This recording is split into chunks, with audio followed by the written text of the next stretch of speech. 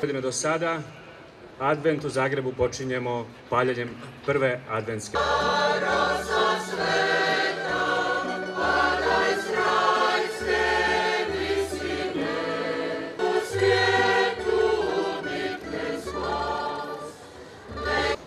U ime Otca i Sina i Duha Svetoga. Amen. Onima što mrkli kraj smrti obitavahu, svjetlo, kao što kliču koji dijele plijen, jer teški jara.